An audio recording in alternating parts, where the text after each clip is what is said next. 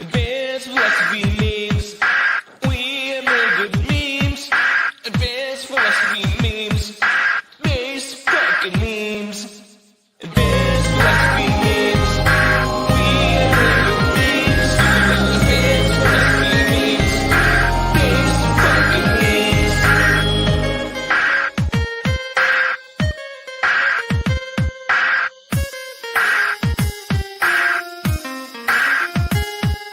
Shoutouts to Andreas, D-Club, my boy Scott, Pedro, and everyone else that engages on my posts.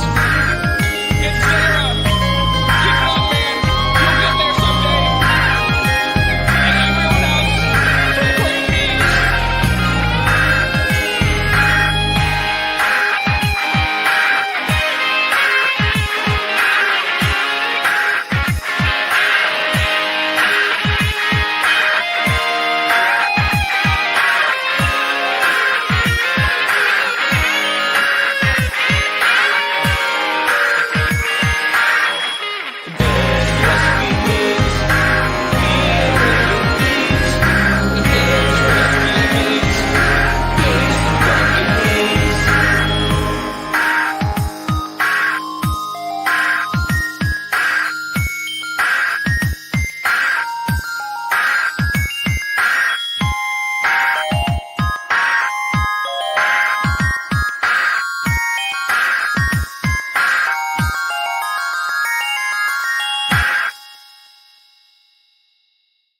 So back for some reason of relevance, Advanced Philosophy Memes. Good to see you all. How's it going? Great. So Kent, also good to see you again. How you been, Up, man? guys? I'm pretty good. Yeah, thanks. I heard you're working on a guitar. What you doing? Oh yeah, no, I got a couple of gigs this weekend coming up, so I'm playing for some corporate function and then a little just a resort kind of thing. That is sweet. If you guys Yeah. didn't notice, the theme song here, Advanced Philosophy Memes, Kurt, American Time Machine, who I've been. Oh, nice. I don't know if I'm aiming this right. How do I aim? Am I aiming over here? Is that good? Because it mirrors. I don't know. Kurt, just like jump up and down. That's you. Yeah. Talk about your music, Kurt, because that was beautiful. I think a lot of people have like known that you make music, but that's what it sounds like. I was like hoping that you ever hear it, you know. Thank you. In our group of friends here, yeah, I guess our group of friends is kind of known for a while. I don't know precisely how to define the music because now I'm like, I release on a schedule. I release pretty much every 2.5 months, pretty much a list of like 10 songs. And it's, I guess the main question people would have about that is like, well, how do you make good music? How would it be good music in such a short amount of time? A, I don't know if it is, but B, I think I try to make stuff I would be happy listening to, and I do go back and listen to it, partially because I'm doing, it's very experimental, and I really mess with melody a lot, and I think melody is one of the most interesting aspects of music, and it's very overlooked within the past century, I would say. But it's really the underlying force driving all great music and music that you remember, in my opinion. So I really do a lot of melodic experiments, and I think I end up being really happy with the result. Most of it so far. You don't know when creativity will run out, but you remind me of like John Henry. Do you know that story, right? Where like John Henry like breaks all the like stones with the hammer. He's like the strong man. Do you know who John Henry is? And then there's this machine, and the machine can just like pound like into the ground, and they're gonna like do a race into the mountainside. And that's you making music versus AI making music. And and more than that, it's humanity's creativity, right? Versus, and I don't know, it's an interesting thing because I've been philosophically interested in that, but you're practically, I want to say experimenting, but investigating also the difference, I think, between human creativity. And I know, and that's something that you've made me think about more recently. Well, thank you.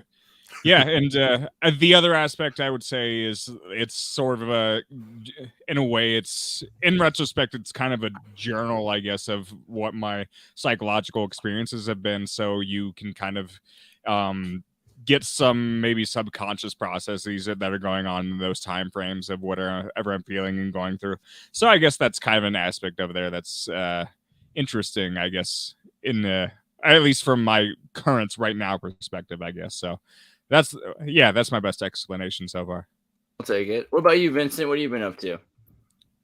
I'm kind of in like a Renaissance period, and so I'm Yeah, you look researching fresher, cleaner, and in higher resolution than before. I was just high noticing. resolution. That's Yeah. probably my camera's phone's better. My phone's camera better. But yeah, you know, I'm like in the middle right now, so transition period into a lot of different things, and so I'm making art all the time, but it'll come to fruition when it comes. And my tablet broke, so right now I'm on a hiatus for my comic for until I get a new one. Oh, brutal. That's how they get you. That's what I was thinking. Like someday they're all just going to be these kids after the reset, and they're going to be really good at like hand drumming, you know, because we'll just have so many of these surfaces that we can bang on. Also, APM, since we're talking about it, there's been a lot of interesting memes. I think because we're talking about Pride a lot this month, I found it interesting that the CIA had this post on Instagram that the CIA's 2023 theme for Pride Month is "Welco Me," which is come on, it's great, right? But isn't this a good thing, or is this evil people, or because like they're the age, like where are we? How do we decide what's right and wrong and what is positive in society? Because if the people that we're supposed to be scared of are trying to do what society is saying is the right thing, I mean, doesn't that confuse everybody? Because then it makes it seem like you have to be oppositional anyway. True. It almost comes off as hollow though. Whenever I see stuff like this, like it's like whenever corporations do this kind of stuff, the messaging, it just seems like, I don't know, kind of soulless. It's like they don't really mean it. The welcome is like, get it? We have a little code in here, you get it? Oh yeah. But you know, Don't worry. We won't we won't murder any homosexuals this month. We promise. Right. Or yeah, It just seems like.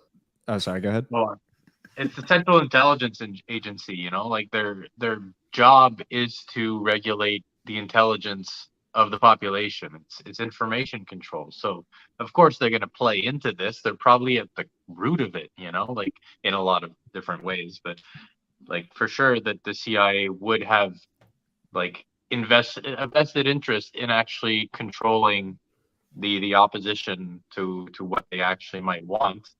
But who knows what they actually want. right.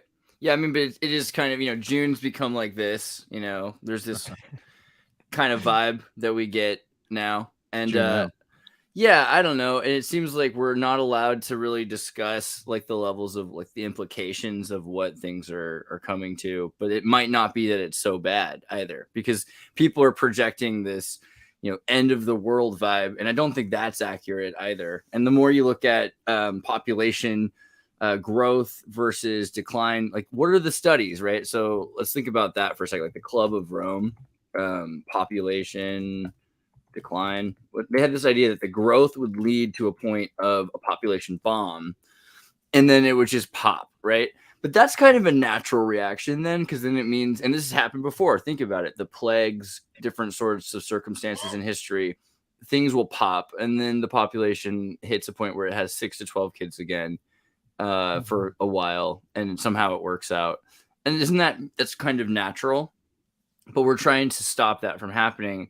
And so we're getting to a point where, like silkworms, we're de-escalating the general population, so that it gets to a point where it's super dangerous because there's no incentive. It's not the natural order where, hey, there was this crisis, so I should have a baby boom, right? That isn't provoked in that circumstance. And so isn't that more dangerous? Well, you know, we're at an unprecedented period right now. Like there's an influx in so many different directions with AI and the shifting technologies that we have. So it's hard to really compare it to a previous era that didn't have those things, because they led to now. And so it's where we might be at like a crescent, you know, like a turning point for the old world to die and for the new world to be born. And you know, it might be unprecedented.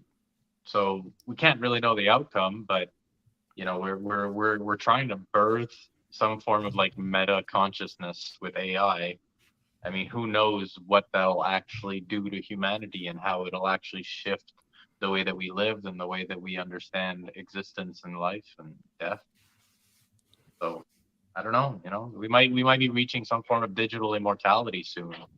Is it bad? I mean, it's bad for the people who want to stay in meat puppets, but like, is it good for the next evolutionary step?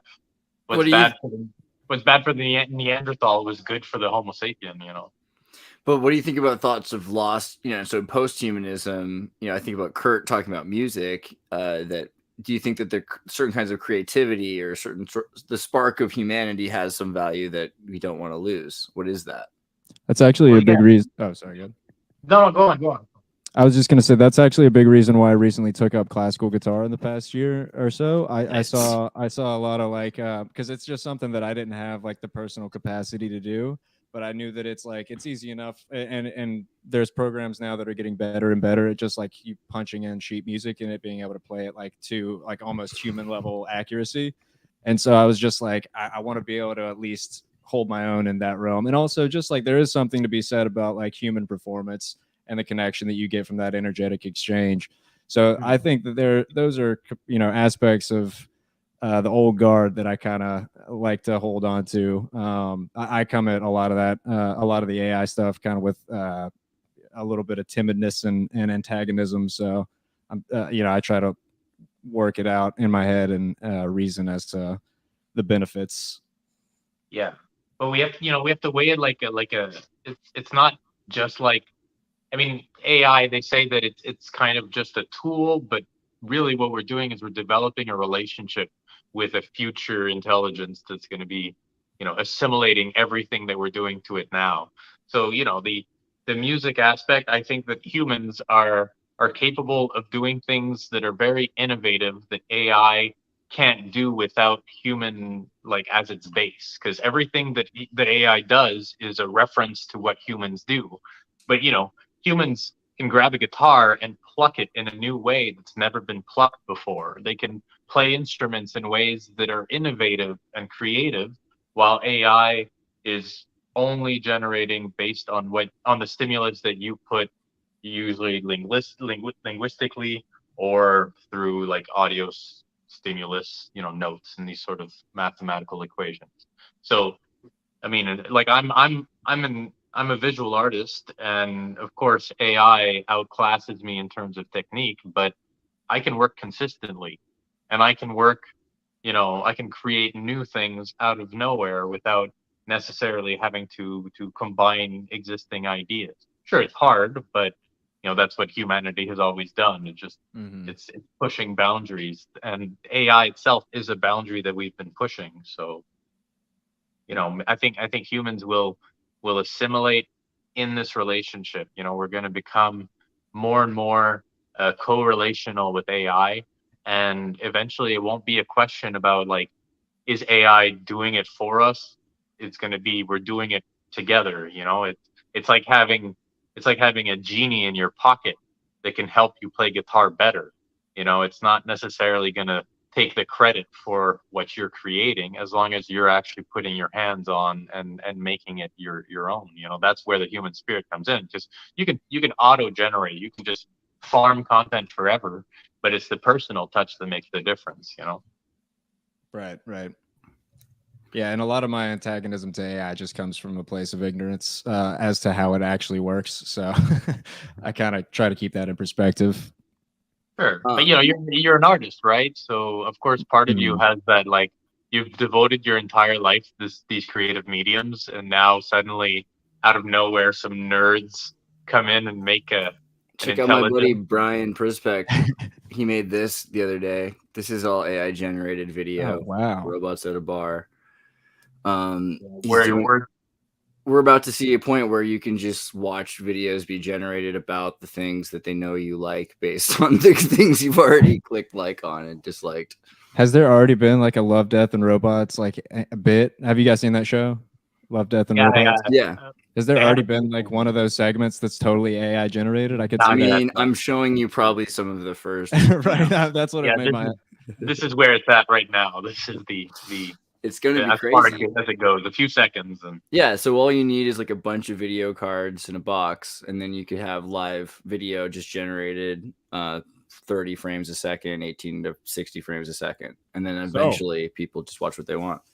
Right. Plot twist. The people in the Matrix, they watch the Matrix being created. Then they hook themselves up to the machines. That's probably where all this is going. in the movie The Matrix, the script for the movie The Matrix was made by machines. Interesting. Sorry, this is very Feedback. cool. Very I cool. mean, yeah, so it seems though like that meme with the girl sweeping her broom in the Roomba shop, you know, like it kind of suggests the problem, which is that we're usually working harder. Kids are now going to go to school to learn how to be search engine prompt engineers, right? You're gonna have to learn how to talk to search engines and how to get the prompts you want. Prompt engineering to get those videos, that's going to be the most important job for the next few minutes until they decide that AI can do that better as well. You know, figure out what people like and then just sort it. McKenna said about he said around 1990s that in about 20 years, he was off by about 30 years, he was off by about 10 years, but he said that in about 20 years that the currency would be ideas as opposed to actual, physical labor or actual money that they print. The true value in our culture is going to be the capacity to generate through just ideas, imagination. That's the real power in what's coming up. So, interact with the machine is like interacting with the genie. Say the right word, you will get what you want. I've seen this kind of ideology starting to postulate itself. People that have thought, hey, we're hurting animals, so I should become a vegetarian. How about we're hurting humans, so I should stop consuming items that involve human labor, right? I mean, at that level, you can get to an automated McDonald's world. And what other responsibility should you place on McDonald's, right? It's this huge corporation. It should really end human labor. That's basically what Marx suggested, that corporations in America would hit a point where human labor would become no longer necessary to sustain these essential services. And yeah, use their money to do it. Why not? But you can't replace a bunch of jobs without having some form of income to compensate for it. I think we're probably going to end up with universal basic income, because the alternative is mass poverty and escape from LA situation or something. Yeah, what do you guys think about UBI in terms of its inevitability and maybe your fears about what's to come? But also, I mean, do you see this as something that is inevitable? And well, they're apparently testing it in London right now, or in a few weeks they're going to be testing it. They're doing a test run for universal basic income for a few parts of cities. So, I think it comes at a price, but I think that at least having the basics done it's important. Like, millions and millions of people are working just to pay their rent, just to survive, just to pay food. They're slave wages. And so you take away you take away basically wage slavery by doing this, and allow people to actually go and get an education without having to stress about money. So what's interesting about the definition of income, according to Black's Law Dictionary, is that the return that income is defined as the return in money from one's business or labor or capital invested, gains or profit, right? So you have to imagine it is a trade. It's not just like incoming, you get this stuff like that's raining on you. It has to do with the social contract. And what do you think is being traded for a universal basic income? I think a degree of freedom, because everything is going to be digitalized. So, now you won't be able to have like paper to go and buy crack with, for example, or, buy things that'll destroy you with, because you have to work through the digital medium and do everything in a monitored manner. And so it'll tighten the playpen, but it'll also amplify what's within it, I guess. What's the economic fallout of subsidizing like the loss of employment, but also losing all of that income taxation. So one of the arguments has been like data is so valuable that if they tied our data to, this is what is the most valuable thing? Service economy, removing entropy, and the data and information gained from data that can be used to advance civilization in some way, or the agenda of an agency, right, of some kind. So, I mean, they would take your data, and then this would make your data more important because you would have to know. I mean, this is already starting to happen, right? They're starting to ask you, do you really want to sell your data to us by entering our website, by clicking on this cookie? I reject as many as I can every time. Yeah, I hear there's some new site that's supposed to like remove all that for you. Like you can pay them and they'll like search for all of that. I haven't done it yet. I doubt it does much, but it makes me feel a little bit better. Yeah. I don't know, Kurt, what do you think about your data? Is it worth it for UBI? I don't know. Yeah, I think hey, I'm just like one of those people. Like I'll like throw shit into my computer just to confuse the algorithms, and then like so I was like I try to make it not valuable. I try to make sure like no, you don't know things about me except that I purposely try to screw with you, and so. Yeah, I think if more people exist that way, then I don't know. I think we overblow advertising is only as scary as we end up making it out to be. And I think the way around advertising at this point is just to fuck with it, just make fun of it, make it out to be stupid. And yeah, in reality, it is kind of stupid. So I don't know. That's not a very cerebral answer. No, but also I guess it's because it's ambiguous where it's going, because I don't know if we're headed towards vapor Sharia or towards this like, romantic neoliberal libertine future, which sounded so cool. And it used to seem like, hey, don't worry, we're taking your data, but we're going to put you into a South Park world and you'll be able to say what you want. And now that it's like this fear world. If you say the wrong thing, think the wrong thing, it might manifest and become true. So be careful what you wish for kind of world. And I don't know. Yeah. So in that aspect, I think we might underestimate to what degree we've always had social monitoring in the past. And I think there have been various degrees.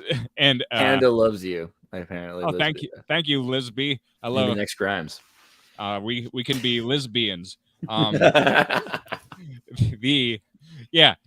past, like if you've grown up in any sort of cult, I have not. I was kind of like exposed to a fringe cult, like my grandparents were like borderline Mennonite. It's in some circles that can get pretty weird, so.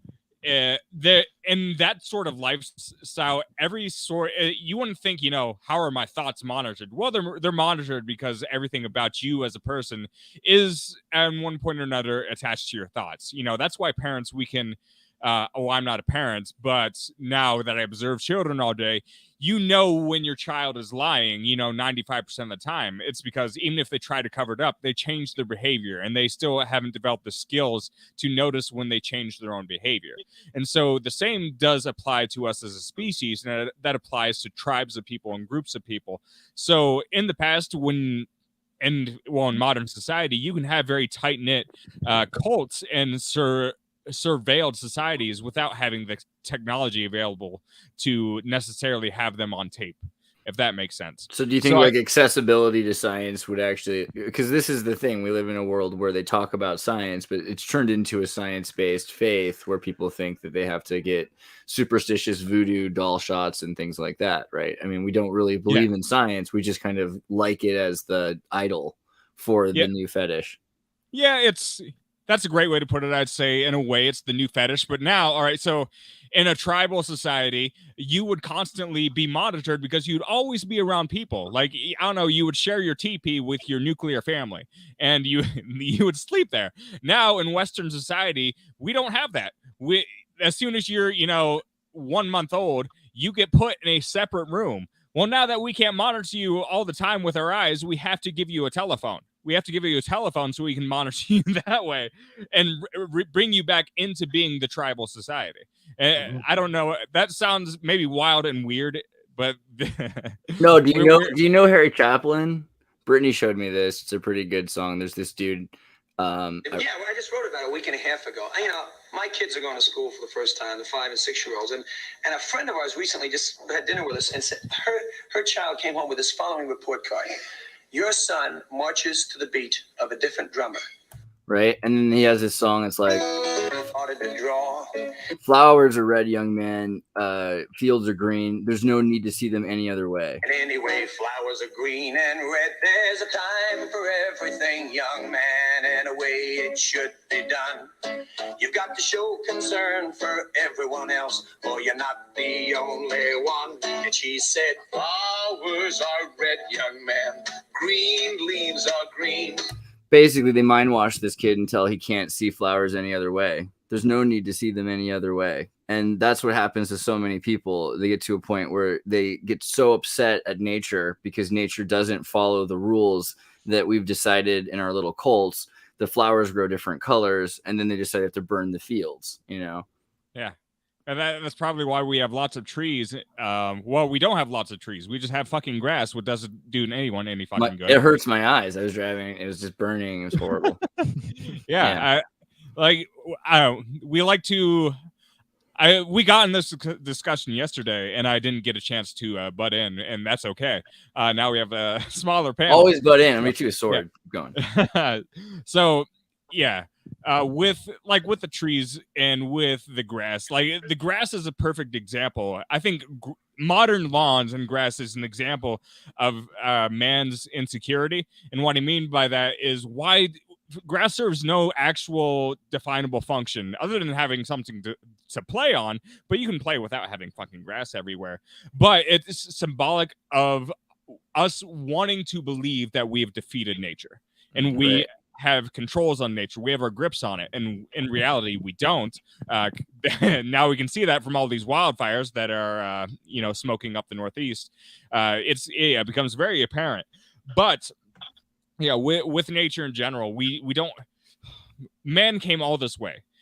People came all this way. We discovered fire. We built all these things, and now it seems like it can be tempting to think that we defeated these things, and by defeating nature, we have defeated death itself.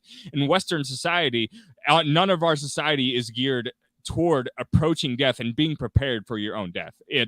That's a great way to not have get any sort of medium that you're trying to promote canceled by advertisers is to mention death. Like, oh, you're a mortal being. And that's actually one of the principal critiques of one of the books I read that was actually by one of the lamas, one of the Buddhist lamas. He said, that's what's wrong with the entire Western culture, is that you need to approach the idea of your own death, but your death doesn't need to be scary. You're just avoiding the issue. And so if we were more in tune with nature, if we didn't have, these terribly ugly and tacky lawns, and maybe we had gardens outside of our houses and we were more connected to our food source, we would have a better understanding of how nature actually operates. And we actually have more fulfilling lives and easier lives and all of the above when we're actually in tune with nature and we're listening to it and we know what's happening and what it's trying to tell us. Right now, we don't know what nature is trying to tell us. And when the thing is, people get into these loops. They'll be like, okay, so I've seen this work, and so I expect it'll work next year. And then they don't nitrogenate the soil and it's all destroyed, because they don't actually get how many things are going on at a time, and that the cycles stop and change and that things move. And that we really kind of have to step back in order to have it work right. And that's kind of, so the reason of the title of the show, like Evil People Might Be Right, the reason I was thinking that was because of the talk yesterday. We looked at the Yuval Harari, right? Is that his name? Yuval Harari? Oh, Yuval? Yuval Harari. And he talked about the non-organic entities, emotionless algorithms, and everything. And a lot of the time everybody's focused on is he's like the super evil guy, like he's like the worst person ever, he's telling you what's coming. But I don't know about that anymore, because I've already had some thoughts, and I'd read his book, Sapiens, and I thought that was already interesting because it's all about how there is a gene flow from all different sorts of humans. He's already telling people things that they need to know that are true. And most of this stuff, he's saying it's not a prophecy. It's like a warning of what could happen if you're not paying attention. And he says really important things about nature. And one of them was something to the idea of what we think of about nature. What's okay. Like feet did not originally evolve for dancing, nor mouths for kissing. Are these acts unnatural? Homosexuality is evolutionary dead end. For example, it's actually not. For example, female relatives of gay men actually have more children than those of straight men somehow. This seems to receive a fertility boost. At the heart of the matter, all these discussions are defunct. He talks about the idea that the speed of light being broken, that's like a natural thing, right? But that all of these ideas that we think of as societally unnatural, that might not be the right term at very least, right? Because it's not that they're the same as breaking the speed of light, that there are red flowers or blue flowers or something like that. It's interesting that you bring him up as an example, because I was flipping through my Instagram after you told us the kind of the theme of the show, and that I saw his picture and I was like, that's who I would kind of think of an evil person. But I'm like, now that I'm thinking about it, I mean, I haven't read any of his books, but I've read quotes throughout his books, and obviously like the big ones that have really gotten under people's skins. And I'm just right now, I'm like, how much of this is how he says it versus like what he's saying? Because it's like there's a lot of people kind of echoing his thoughts, but it's like he has a particularly kind of look and a way about him that like really irks people, it seems like. Don't get me wrong, like I'm sure also like he does things too, like beyond just talking, like the donation of millions of dollars to the WHO, makes you wonder, like, who's he working for? Why is he working for them? And what does he believe about this medicine and about this genetic engineering and this future? And he seems to be totally for things that in the long run, he thinks would save billions of lives because it only kills millions of people. I think he would go with that kind of thinking if it was necessary. I mean, I could be wrong, but it does sound like that's what we're watching. And, but is he wrong because he's trying to do what he thinks is the right thing? Or is that like the Luciferian complex that he thinks he's more right than God? Right. It's like, who's he doing the right thing for, kind of. Yeah, that's interesting. What are you thinking, Vincent?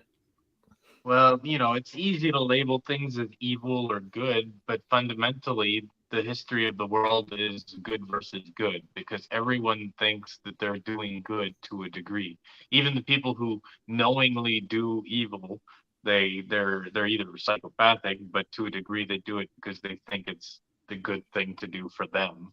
And I mean, it's perspective at the core. But for this, I mean, I don't know much about this guy, but when it comes to eugenics, I think that it's not a bad idea to try and make every human being, better or peak of their own genetic potential, because there's potential within us all to be better than we are, and we just don't access it. And so if we actually get, I don't know, some sort of neurological change that inspires or pushes people to be inspired. Right. Technically, that would be a form of perfecting gene, but we use the word to talk about killing genes, which is kind of, the opposite in a sense, because you should be able to just correct genes.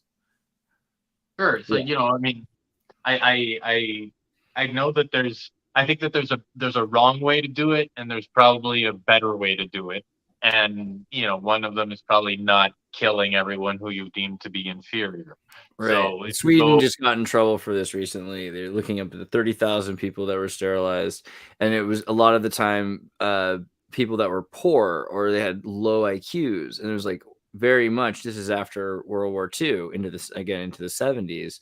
So, this was a question. And then I talked recently to Monica Perez about Down syndrome. And what I found interesting, something I had not really known about Down syndrome, is that, for the most part, almost, I think there's maybe one case outside of this being true, they're sterile.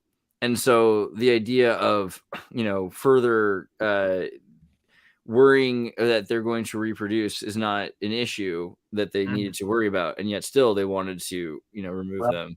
And then this is not just in Germany. This is in Iceland and Finland and Sweden into the, into the late 20th century. When it comes to people who have like mental disorders or, like Down syndrome, they still have sexual urges, and there's some that are extremely difficult to control, like, I mean, individuals.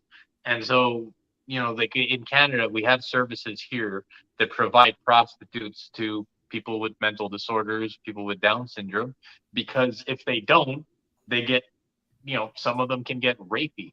And so, you might have to find a way to regulate the sexuality of mentally handicapped people, because the alternative is, sexually primed people who have no capacity to truly self-control and to regulate their own. Are you saying the sexuality. government gives you pussy in Canada? If you're mentally handicapped, yeah. I've known someone who is a special needs care helper. I don't know. Canada's wild. I think I've heard stories about this. Yeah. But yeah, they would get prostitutes for the adult,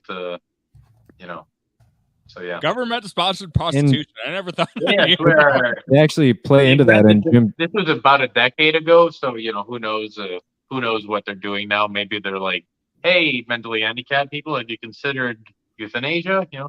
Wow, that is interesting. Because euthanasia is now being offered to a bunch of people in Canada. Yeah, so they are changing their ways, but that might have been. I mean, just trying to figure out how they deal with things. That is amazing.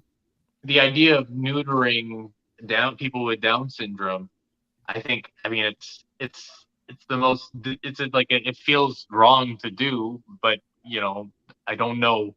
I don't actually know what it's like to be a person with Down syndrome, so I don't know how important that actually is for them and how much it defines their identity like it does for people who don't have this sort of disorder. I can't really speak to it, so the actual ethics of it gets a little, iffy. I was trying to find the open letter to Bohemian Grove complaining about sexism. If you recall, it was interesting because there's this lady who was like, look, we don't see a problem with, this occultic sex orgy in San Francisco. Like, if that was what you were worried about, like, that's not, it's just, the thing is, excluding women, like, a lot of women would like to go to one of these occultic sex orgies and try to run the world too. And it seems kind of sexist that women are excluded. And that, I think that's interesting. The kind of argument that we're seeing is, hey, at least allow for some inclusivity if you're going to do all this evil stuff, right? Oh, yeah. And Pride Month, right? Say it again? Pride Month.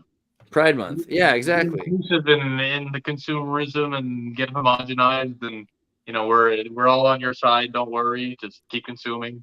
They're still totally 100% male only. Yeah. Women can work there. I've had some lady friends who worked in the kitchen, but they're not allowed to like go outside. It's pretty messed up. Wild. Yeah. But I could imagine that changing, right? Because like, how long can that last for? In the meantime, there's people that have been talking about it, and that's been bringing more attention to it than anything. That's the only reason people care. They're like, just make sure women are allowed to go, and we'll leave you alone. And they still haven't done it. Everything has to be inclusive, even the secret societies. Have you seen the Sun Valley secret club? It's sort of the Bohemian Grove for the tech giants and the Hawaii Island owners. Rupert Murdoch, Oprah, Zuckerberg, Sarandos. The Masons started accepting women. Right, in certain circumstances. I think British Masons do. I don't think the American Masons still do. But they're too sexist. There probably a few groups. Was this the thing? They let trans women in, though. Yeah, the British do let trans women in. I forget the technicality that they have. I forget if they had to join before or something. Masonic transgender Britain. All right, you were about to say something, Kent? I lost that, but I was just thinking, well, I mean, are they letting trans women or trans men into Bohemian Grove in that that effect? The Freemasons accept transgender women who joined as men. So if you joined as a man and you become a woman, you can still stay a Freemason. Okay. But I'm sure that there's a lot of things that qualify now as trans that like there's probably guys in there who are drag like were in drag a lot, and in the 1600s, but yeah, now. Although then, of course, you could have had Castrato as well. I don't know. These groups, you got again. So you have Oprah, so it includes everybody. Bob Iger, pretty wild party, and it seems like a cross between Bohemian Grove and Bilderberg, because you've got like Dave Petraeus of the CIA, Mario that sounds like Draghi, Epstein's Island. Italian Prime Minister. Say it again. That sounds like Epstein's Island. Yeah, but it's more like Bald Mountain. You know what I mean? Is this the Super Friends? Is that the same thing? What I remember seeing some animated clip of Oprah, Bill Gates, and a handful of other billionaires in a animated thing, and they were the Super Friends. It was like I thought they actually had a part in making it. Well, I mean, look at the Super Friend right here, right? Oh, here we go. I just saw a thing the other day that just made me so angry, and I wish I had it still open to show you, but it was like Anderson Cooper grabbing a Haitian kid covered in blood and like carrying him, and I'm just like, A, stop, get someone who knows what they're doing, or B, like, why you? Like, why do you have to do this? Just, do you get like what you're trying to make people think right now? I don't know. It just blows my mind. And yeah, they have kind of the vibe outfit too. This isn't exactly what Epstein wore. I'm just saying. I'm not saying it's the same thing, but and then yeah, here we got yeah. So it's on a place literally called Bald Mountain, which is the Fantasia thing. So I feel like there's something there. But what's that god again? What's that demon? I mean, I don't know. What is it, like the Fantasia Bald Mountain? it's a real demon. Ukrainian, isn't it? The actual like demon that you're talking about. That What's the demon from Chernobog, right? Chernobog. Chernobog, yeah. Chernobog. Mm-hmm. Is that Ukrainian? It does sound kind of. Bog is a Good old I Chernobog. thought I remembered learning that it was Slavic mythology. I'll take it. Maybe not. Well, Slavic Ukrainians are Slavic. Okay. I mean, Pan-Slavism, Yugoslavia. In the region. Let's see. Chernobog, a deity of Slavic mythology, the name for black god. While officially a pagan god, Chernobog might have originally been intended as a representation of Satan. When Night on Bald Mountain appeared on the original Wonderful World of Disney, Walt Disney referred to Chernobog as Satan himself. Dean Taylor also referred to Chernobog as Satan in the film. So yeah, interesting. Is there deep cut for Disney? Yeah, it does look. He might be evil. Right. So the Belobog or Chernobog, alleged pair of Palabian deities. Palabian, brother and sister. Really close. One of them is good, one of them is bad. Belobog is not mentioned. He was reconstructed in opposition to Chernobog. Both gods also appeared in later sources. So they really started out with just the Chernobog, with the dark god. That's anything that they've written. Yeah, that's all in American gods. So. Pretty wild. I mean, in the beginning there was darkness, right? Yeah. So Sun Valley, Bald Mountain, Black God, or whatever, Chernobog. That seems like their plan. I don't know. That's more interesting than the owl statue, probably.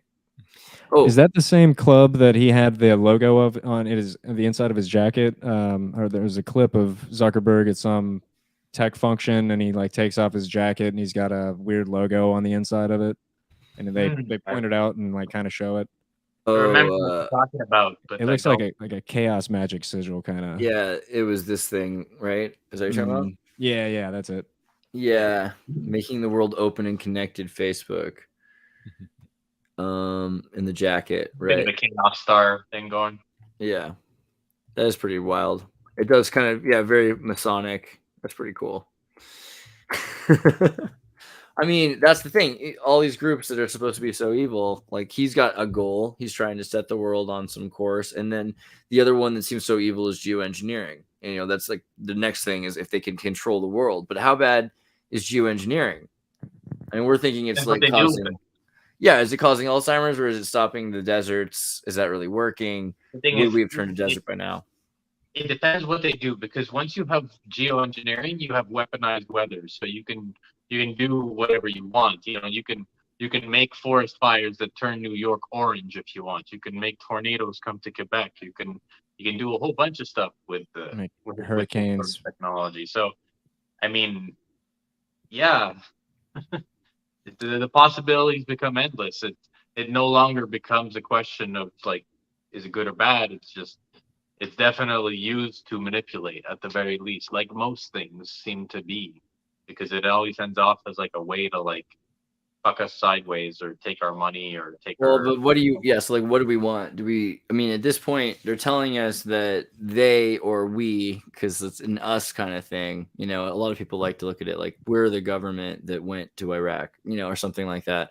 But they or we, our problem is emerged. Someone's created some sort of a chain of reactions that is going to change the weather. And I think on one hand, we can downplay it. Like it's not as bad as people think. The weather does change over time and we can move around and people are nomadic and we can come up with solutions. But on the other hand, there are some things that are really changing quickly. Like Tuvalu is pretty much underwater. There's a lot of islands there's new islands that are emerging and coastlines are changing. Florida might legitimately change. The coastline might change in the next 10 years, right? Well, climate, the world changes. That's the thing. Everyone's freaking out about climate change, but climate changes constantly, and it has many, many times over the years. Vega, what do you think about climate change? Are we talking about New York and all that stuff? Go ahead and say what you're talking about, because I don't even. Oh, you're the fire and the Montreal fire. Is that what you're talking about? What are you talking about? Yeah. Fire, yeah. That's exactly what I was talking about. Is it Montreal or Quebec? Is it Quebec fire and Montreal's okay or something? Well, Montreal's okay. It's just suddenly a bunch of fires all emerged all at the same time in multiple places in Quebec. Right. Let's get on that. So Quebec fires. What's going on? Why did the fires start? Massive forest fires. They in say areas that are supposed to be lightning. They said it was dry and then there was lightning and that's what caused it. But I mean, if you look at the videos from like overhead and satellite, and like clearly it all happened pretty much simultaneously. So in various places, right? Yeah. I mean, that's pretty far away. For it to just be like embers flying or something like that to a new location. And these are in areas that they want to open up. They want to stop using as state forests and use for like cutting down trees and like excavating minerals or something, I assume. That'd be the perfect way to do it. Once you get geoengineering, basically you get a free pass for acts of God. So you can do whatever you want with nature without anyone really knowing. And then you could just be like, here's a massive tragedy whenever another Epstein happens or whatever. What about sea levels too? Or yeah, keep going if that's. Oh, sorry. The moment we start like messing with anything, I think it always amplifies into consequences that we do not foresee, and they end up being really terrible. For example, with DDT, and then like, oh shit, our national bird, their eggs start breaking. How could that happen? It's yeah. I don't like the idea of geoengineering, because what we can see right now with the Quebec fires, it doesn't take. This isn't that bad of a drought, I guess, considering we're in the Northeast. We can handle droughts a little bit better than the West, but it doesn't take very much for it to be like, oh, we haven't had rain in just a few extra days. Now everything's on fire. It's like the moment we start messing with that balance, I think, yeah. Well, what's the level? Because the thing is, in California, you need to have small fires in order to not have a giant fire every 20 years. That's the story they tell us anyway, right? I don't know if it's true, but I grew up believing that. Was that a thing before we came along? Like, that's the story. The story is that there's like little fires that happen in nature, and then they burn themselves out, really, because they're small, and then like they burn up all the brush that falls onto the ground, and then they sweep out every 20 years or 200 years, or fires will happen. But then the thing is, like when you say geoengineering, how far do you go? Because are you against reservoirs? I mean, what do you think about like keeping water in areas? And then that could be something you should be against because it completely changes the environment. Yeah, I mean, maybe you completely should be against reservoirs. Why? Just because you want some people to live in some place that used to be for an endangered kind of quail? But weren't we talking yesterday about the beavers? Yeah, beavers and how we need them. Like I saw a beaver today. I'm Southwest. Beavers are so based. The noble beaver. Come on, who doesn't love a beaver? They're so good. I love beavers, man. But beavers are, people kill beavers because they do. They're they decide where they want to live. There's ways around it. There's like radio. They use like a radio box, and then they'll project audio in the water of rushing water in certain areas, and then that will drive beavers. And just they figured out how to kind of lure beavers into certain places now, so that's kind of nice. But even that, so now we're like mind controlling beavers. Yeah, beaver psychological warfare. This is where we're at beaver. with nature, and maybe we aren't doing it right. Like maybe we're supposed to figure out what the beavers think is the best thing, and live that way. Because this is crazy. And then I always think of, "Oh brother, where art thou?" Yeah. You remember the angry beavers? Oh yeah, dude. I love the angry beavers for sure. I mean, "Oh brother, where art thou" is about what happens like all the time, which is that there are areas where there have been cathedrals and towns, and they're just flooded out and replaced because they just had to move water. And you can think about Mulholland, California, right? Like the Mulholland water line that made LA possible, that dried out the rest. Water. This picture. This. Hollywood. We're building on top of our ignorance constantly, but the thing is that we don't have the infrastructure to reset every so often. We lack this capacity, and it's important because we have a tendency to like go all in into one thing, and then if that doesn't work, or if there's a problem with it, we'll just keep on going for an extra 50, 60 years into it. Like, it hasn't, we've known about climate change and ecological damage for decades and decades and decades and decades, but no one has done anything, because the people who can actually do anything are the ones who are in charge of all these things. And so everyone else can scramble and protest and fight them, but ultimately, we can't do shit, and that's the real problem. If it was up to the population, the world would have had a revolution 30 years ago, and we would have been living closer to a utopia than what we are now. I don't think it's that hard though. Like, it's just, I'm not suggesting that a bunch of people become eco-terrorists, pick up a copy of Food Not Lawns, launch a bunch of seed bombs into all of the grass fields with female bearing fruit trees and try to fix it or something. But, it could happen. And then if you like release beavers, all over the United States, particularly interesting, you could look for New Mexico. What's it called where they give you money? Where the government gives you money. Bounty? No. This is way better. So in New Mexico, like they'll pay you for relocating beavers. So if you have space and you put some beavers on your property, they'll how like they pay people to like adopt kids. They'll pay you to adopt beavers because they want beavers to make water. Because then all of a sudden bees and flowers and birds and etc. So yeah, you can get paid to make the world a better place if you just figure out how to do it. We need hemp fields everywhere. I mean, not just, but it would help. It would be a good step forward if we all had hemp fields. Instead of lawns, everyone has just marijuana and hemp. You heard about cannabis in North Korea? So basically all over the place, wild hemp grows, and it's been an ancient crop that they never really got rid of. And they were like, you want to tell us what to do? Forget that. And so they actually like counterfeit cigarettes that are just hemp cigarettes. Like they have a samba cloth made of hemp. They had a crackdown on amphetamines and opium, but not ever on hemp cigarettes, right? So, and it just grows wild, feral cannabis, as they call it, which is, there's not just cannabis. It's higher in CBD than anything else. Super hard. It sounds like a good trip. Well, it's the thing. It's got low THC supposedly, but high CBD. So it's smoking really good tobacco. Really medicinal. I was smoking just leaves for a while. I had been given a whole bunch from a friend, and I was just smoking the leaves because I was at the end of it. I was just like, I'm gonna try. It was a good buzz. It was more subtle, but compared to like CBD, it's so hard these days that like you can smoke the leaf and get buzzed. This is true. I don't know what you think about Greenland's sea levels raising, but I used to think, ha ha ha, kind of a joke. But then you look at it, and if there was any truth to even a foot of sea level raising, like that impacts Canada tremendously. Like also water levels in the Hudson Bay rise. I mean, you'd lose a lot of land in Labrador and along the coast. It would especially affect Louisiana and Florida. I think but they're saying it's supposed to happen in the next 10 or so years. This is the Greta Thunberg thing.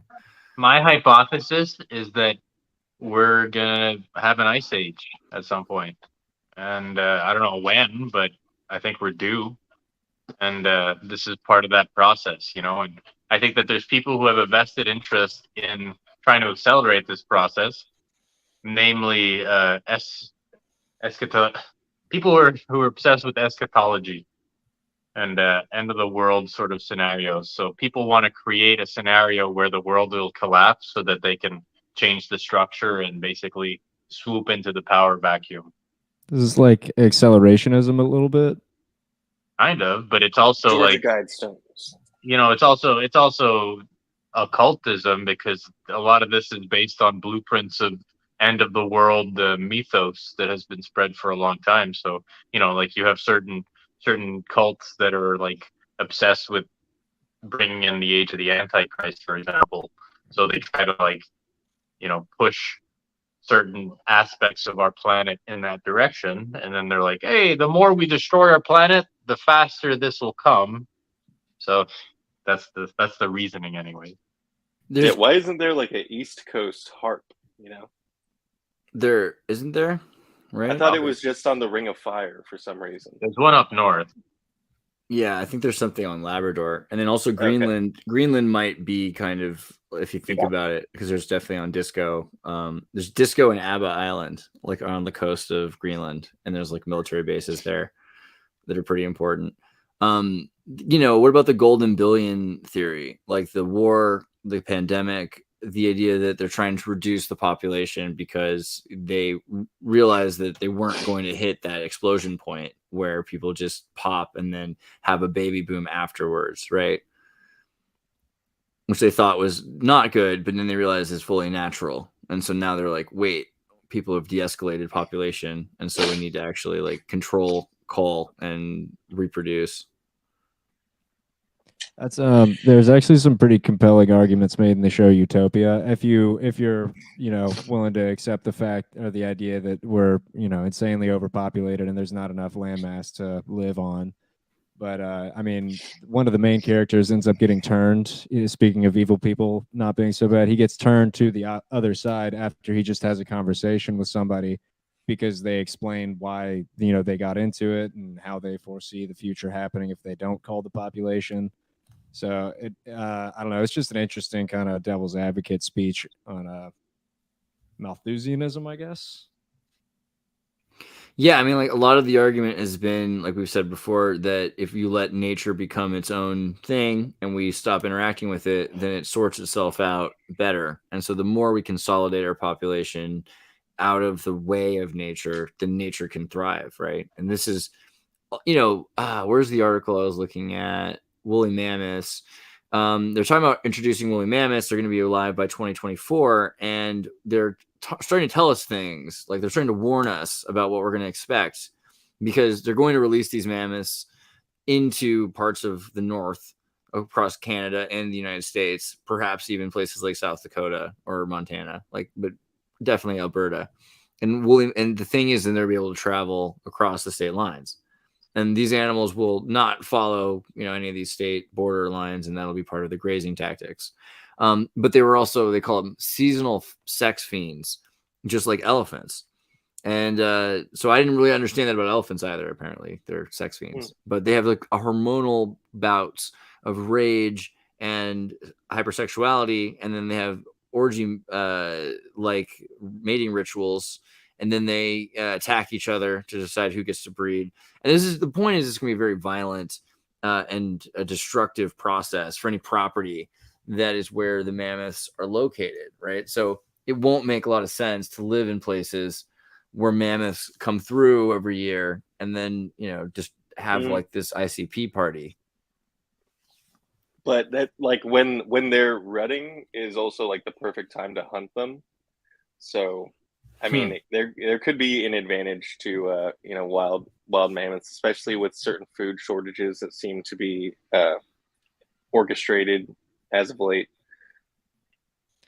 Nice. You think mammoths back on the menu, boys? You think that's going to be a thing? Like, so that's a question also, because like a lot of it, they're like futurism will be you're all vegetarians, so a lot of people probably won't be prepared to hunt, let alone digest mammoth.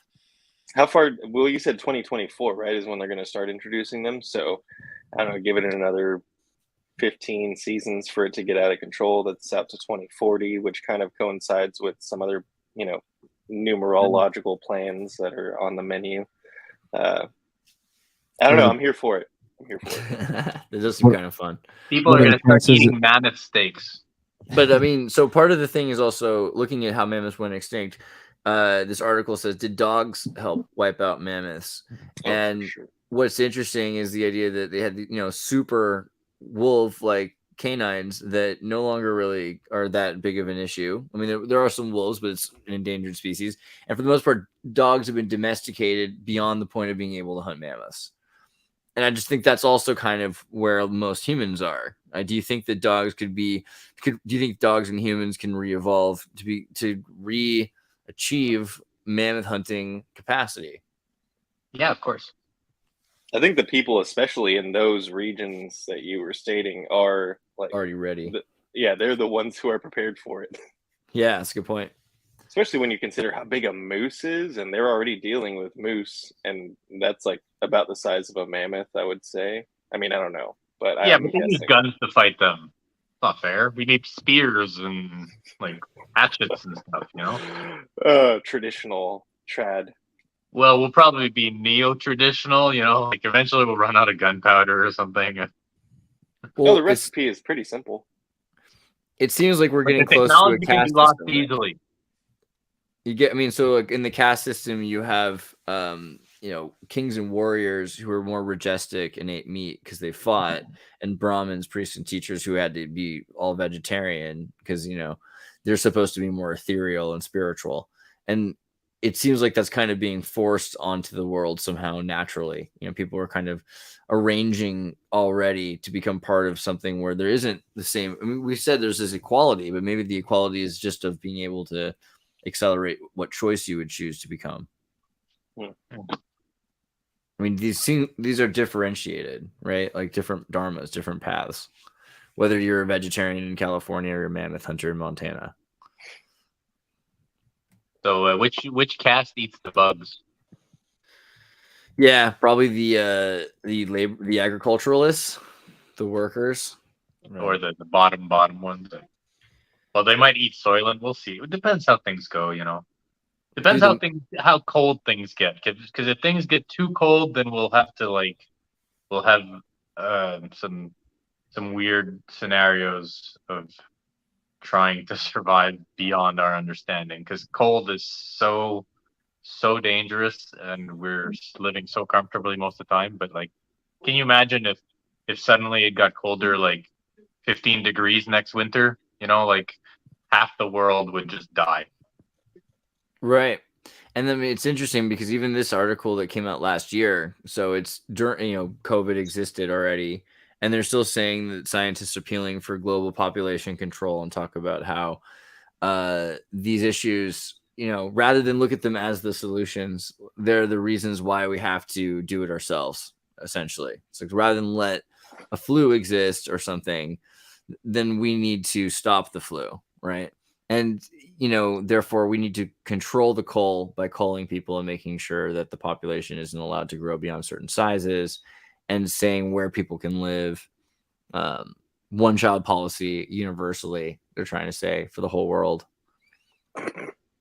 Well, I think they need to develop a sort of like a credit and reward system. So like the fewer kids you have, the more they compensate you, kind of thing. And then they starve you if you have too many kids. Because, I mean, what else can they do? Like, if you want to pump out 12, 15 kids because you're like a meth head and you're fucking your neighbors, like, at some point, it's either you but get those kids are the ones idiocracy that or make you- the most money for the state, right? Like, you have to avoid the idiocracy. But you have to this think is about a every warning. baby as a This is a taxpayer. Yeah, Every but that's baby's a going to potential change. taxpayer. Everything's going to be automated. I mean, if you look at the system in Idiocracy, their money's obsolete. Everything they have to pay like $1 million in order to get a burger. Like Right. it's useless money. Like So Venezuela. I mean, they have to go to a different system, and everything's automated in that movie. But I mean, there's got to be a way to make it work. And I don't think that way is allowing everyone to have as many kids as they possibly want. Well, also, yeah, in the long run, wars make us safer and richer, the Washington Post says. Ian Morris, a professor of classics at Stanford University, the author of War, What Is It Good For? Conflict and Progress of Civilization from Primates to Robots. I mean, it seems like there's a lot of reasons why they're thinking the natural ways that we have died in the past are probably the best ways to keep dying in the future. So reintroducing war, reintroducing famine, reintroducing things that are just natural to allow a natural system because they're better than not having them. It's like the fires in California. Yeah. Or sorry, go on. I was just, the ever imminent disclosure of extraterrestrials and stuff as a way to unify the species. I mean, But maybe they're betting on it. Maybe they don't know what the actual outcome will be. So yeah, they might plan to introduce some fake alien like in Watchmen or something. But at the same time, maybe they're just like, hey, we're betting on aliens coming once we reach a certain level of technology. And if they don't, they don't. Same for zombies. I'm sure they're betting on zombies too, It's going to be weird because also just the authoritarianism. We talk about Pride Month, here's Berlin 1930s colorized. And, we have a point of no return for authoritarianism. I don't think I forgot to make the meme that it's just like, and it's the guy pushing the button, basically. Do you click on fascist overthrow or just let fascist overthrow? This is the fascist overthrow, I guess. I don't know how you say it yet. But this is already becoming the thing naturally. It's already becoming the authoritarian, war-destined, violent state, right? I mean, it's doing it. By trying to fight it, it becomes it. Well, there's this weird dynamic where, I don't know, for example, Pride Month has become this very polarizing thing. Not for queer people and I think the general public, but there is this portion of the population where it definitely fuels the anti-Pride rhetoric. This month, so sometimes I go to a church and there's this pastor and this is a very easy month for him, let's say, because it's all just anti-queer.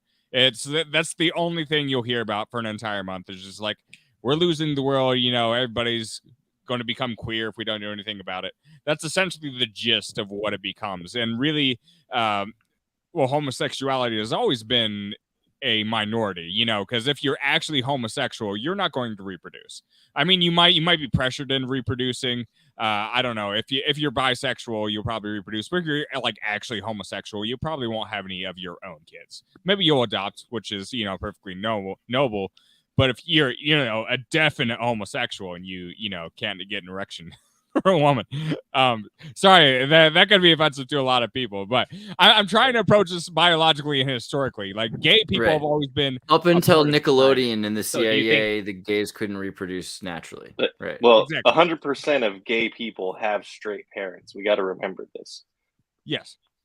Not necessarily. That's maybe 99.99. Chandler Bing. Especially with the royals. You have any royals have beards or whatever? Word. Yeah. What is? They're squiggly. You just the CIA Pride post. Did you guys already go over this? I know I'm late. Yeah, we did, but we can go back. Beautiful. Do you have So thoughts on beautiful. that? I thought it was a joke when I first saw it, and then I saw who posted it, and I was like, on brand. Sure. I think on brand. Mark, maybe. I mean, that's the thing about the queer culture is nothing to do with homosexuals at all anymore. Yeah. It's become a thing where it's an exploited group like anybody else. And people just use it to make money. Where was the one I saw that was the BMW, right? So BMW 1936, BMW 2021. Yeah. Right. I don't think Businessman there is a quote unquote gay agenda. I think gayness. I think there's an agenda to exploit the gays, but yes, also to exploit everybody. At this point, The it's thing an agenda. There's always been an agenda to exploit minorities, and that yes, there is a corporate agenda that's currently exploiting a minority right in front of our faces, and we just don't care. Like, let's imagine, like when in February when it was Black History Month, and like I forget what flavor of ice cream Walmart came out with, but it was like Juneteenth or some bullshit. Juneteenth ice cream, and everybody's like, no, that's not fucking okay, because that's actually really inappropriate and offensive. That's happening every day during Pride Month, and we're just kind of like, yeah.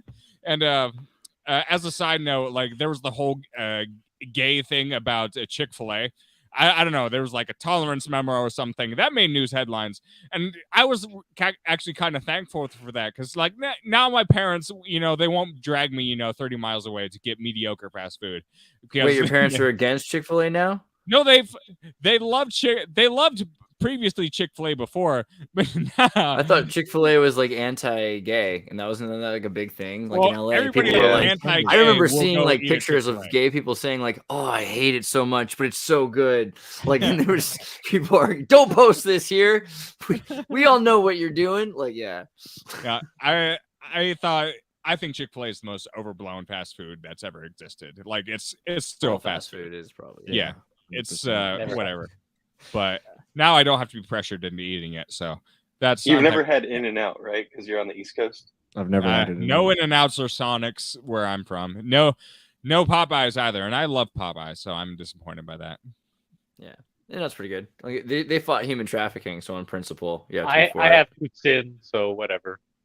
The AI thing is pretty real, though. I mean, the AI UFO, like the idea that they're going to start to tell us this, like Project Bluebeam reality is, uniting us, that we have to all work together to fight this hypothetical exterior force. That we have to make sacrifices.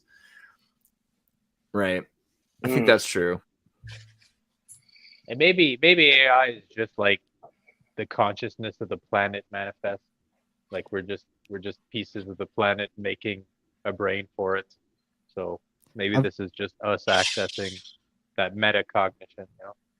I've thought that, like, what if AI is just kind of a conduit tapping in and amplifying the Akashic records, whatever that idea is of the collective psyche of humanity. I don't know, just something that's... Well, the Akashic records in my theory is that it's all contained within the mycelium.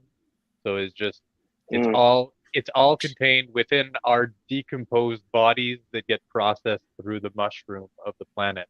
I like that gets recycled into us through all the nutrients that get pushed out of it and feed the forest, feed the trees and things we eat. So maybe that's where it's all contained, When you take mushrooms, you're accessing that infinite information realm that you would normally get by dying and being decomposed. And that feeling of one, like a universal oneness, Yeah, that's you feel one with the forest, you feel one with the universe, because that's what the forest feels. That's what that's what the planet feels, Gaia or whatever. Yeah, they say we're more closely related to mushrooms than vegetables. So I'm just noticing the name. Hey, I felt like I saw the entire genome in my Like, personal experience. If you pull up a picture of like the nervous system and the spine and the brain, it's all mushroom shaped, and the our circulatory system as well as our nerves, that's like the mycelium. It's literally, it mirrors each other. There's a part of the do you brain, kind of think that we're produced by mushrooms, like the mushrooms made us as some sort of undulating? I think we're fungaloid at our base. Yeah. We have common ancestor with the mushroom. And yeast sort of has domesticated us in a way.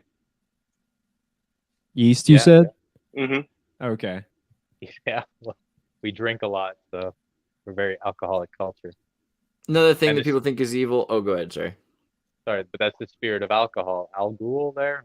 Like, I mean, I don't know if you've ever taken or explored with different things, but sometimes you feel like there's a spirit contained inside one of these. Like, we see a guy who's been drinking his whole life, like he's possessed by the spirit of alcohol, and you can see it manifesting on his face. You can see it in his behavior, and then when he's drunk, that's when that thing really possesses him.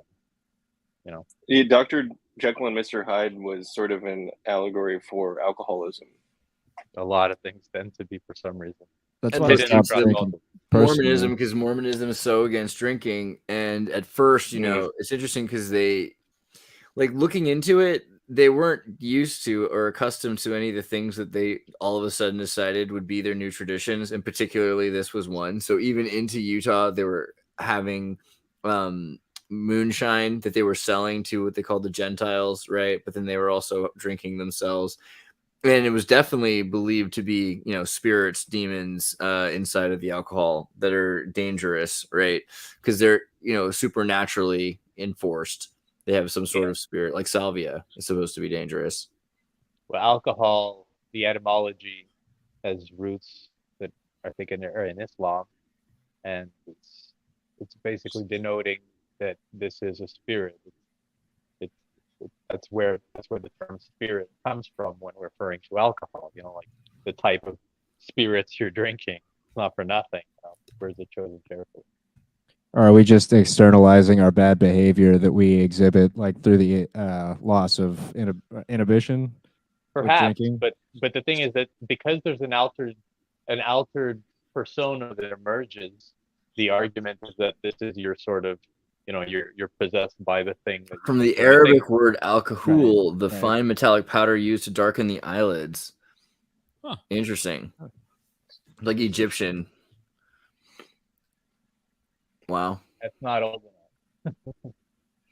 But yeah, just even I thought it sounded weird just because it's al, like the, you know, in Arabic at the beginning of the word. Like it's kind of like saying marijuana or something, like trying to make it sound like it's ethnic just to make it sound cooler or more dangerous. It's like an alchemy. Yeah. I was gonna say another thing people think is evil is like cancel culture and or maybe Maoism, like the Cultural Revolution. The idea of destroying an entire culture. Oh man, just the way like Vincent might have destroyed his entire culture just now. No, it's good. My fault. Good. But I mean, Mao destroyed Chinese culture in China. Granted, it still exists in Taiwan, you know, but in West Taiwan, it's kind of been erased and replaced with this new culture. You know, they've got this idea of futurism that's emerged because of that, and it's pretty impressive. No, you don't think so, Andrew? I don't know. No, I love that photo. It's so good. What you curate it's truly the card. Thank you. I mean it in a sense. Like China is amazing, Taiwan's amazing. I don't know, West Taiwan, PRC China is a crazy, interesting thing. As much as we want to say, oh, it's so terrible what they've done, it's also really amazing. And like they have 3D printer tunnels and trains and. Now, in retrospect, China seems like a recovering culture.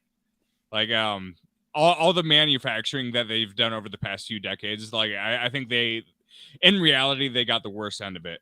Like they might have thought they were getting the better end of it, but no, I think they really got the raw end of the deal at the end of the day, and they need to step away from that for a few decades. I think a lot of the stuff that China has grown in has a great sales pitch, but like scratching past the surface, it really. I just watched that new documentary people are talking about, The Great Awakening, last night. And they do a good job on kind of drawing parallels to the woke cancel culture, to the Maoist movement. And I think that a lot of the documentaries like to paint a really hard, like specific villain. So I don't know if I necessarily agree with everything about it, but it was pretty compelling. I was like, there are a lot of similarities to be seen. And I don't know, it was a pretty violent revolution, you know. Yeah, I was just reading about they're moving this giant. Oh, go ahead, Andrew. Sorry. Oh, I just wanted to say that, you know, foot binding isn't a thing anymore. So there's that. There you go. I mean, they're moving this giant mega statue. It was like 190-foot tall statue because everyone has to see it. I think that's a sign of weakness. They should probably make everyone stare at the statue 15 minutes every day, you know. But it's this, I mean, amazing. It looks like something from Warhammer. And that's awesome. Yeah, it's going to cost $20 million to move the statue, That's pretty cheap. How much did the statue cost in the first place? But yeah, it's also like maybe this is good because it's giving people jobs. They move statues and cities around. That's probably a good thing. Job creators. Or that meme that you posted that said, "Oh look, job creators." Yeah. That was a very underrated meme. I must say. I think, yeah, a beautiful meme. Here's this, tribal girl. I mean, they have cares in the world, but they just have their culture. They're just living their life. They're entwined with nature. Maybe they're perfectly happy. And boom. Oh, shit. These people bringing these stupid fucking jobs. Oh, now you have to do this bullshit. You have to live in a category. All right. We have to categorize you now so we can measure you. And then we can just expand everything. That's what it's all about. It's not about happiness and meaning. It's about expansionism. That's why we have to build reservoirs. We have to expand human territory. We can't be happy with the things that we are given. I'm sorry. So yeah, well, that's a good Evil point. 'Cause also, are evil people right? So here are the job creators. Are they right? Because they're coming in here and like maybe what was it called? Oh my gosh, Japanese baby killing, Mediki or something like that. Mediki. Is that how you spell it? Mabiki. Oh my gosh, I got close. Mabiki was like the practice of like 20% of the Japanese babies were killed in infanticide and up until like the 16th, 18th century. And you didn't count them as alive until you started to count them as part of your family. Like you name them when you decide you're going to keep them. And this was the Scots do that. Well, so the Paraguayans did this for a long time as well. And then Christian missionaries were like, don't kill your babies. And then they had a huge population growth and everyone's like, look at this, there's too many babies. So that led to like Black Sun organizations doing forced sterilizations, right? And that's a big thing. There's a lot of countries. Puerto Rico had a forced sterilization campaign. Sweden had a forced sterilization campaign. United States, we know, had many forced sterilization campaign. Planned Parenthood has around the world sterilized teenagers of all age, without consent, without information, without informing them what's even happening. And we've seen like the birth rates in places just drop, right? So that way they don't have to worry about infanticide, and they have 2 kids or 1.8. So the elites are appropriating these cultures that you're talking about. I mean, South America does feel that way. Like, I don't know. In Japan, though, it was in the north and the south it was common. In the center, it wasn't that common. So that also kind of it suggests the differences of the Japanese populations of ethnicities, because you have the Ainu and the different islanders that the islanders were following this tradition. The Ainu were not following this tradition, it looks like. So it's something that islanders seem to do also in Hawaii, and the Maori did this, and I'm surprised because they have papaya in a lot of those tropical places, which is sort of like a natural, like birth control or whatever. Mm-hmm. So it's like, why would they need to? I don't know. Whatever. Yeah, sure. Yeah, but I forget why we brought up Mabiki. What was the reason? But Yeah, babies. Was there anybody? Forget. It seemed like it was. I forgot the thread. Yeah. What's a more ethical choice? That you try to take care of people that are essentially cultural deadweight or societal deadweight, like let's say handicapped people who are a major burden economically, as well as it's for in terms of their families, people around them. Like, do you just let those people suffer and live, or do you take a few decades and then don't let them be born, basically, and then you invest the money you save on finding ways to solve these things before they're born, so that you don't have to deal with the people that won't be useful in society. It does feel like that's been a big push, is to wait until we can solve all the problems before they happen in the future. So like predictive medicine is the answer for so many people, especially the elite, are thinking that they can look at their genes and know exactly what they're going to have in their kids, because they have doctors that can point out and say, here's your Gattaca baby. And same with, we talk about prison, like we won't have crimes with Neuralink.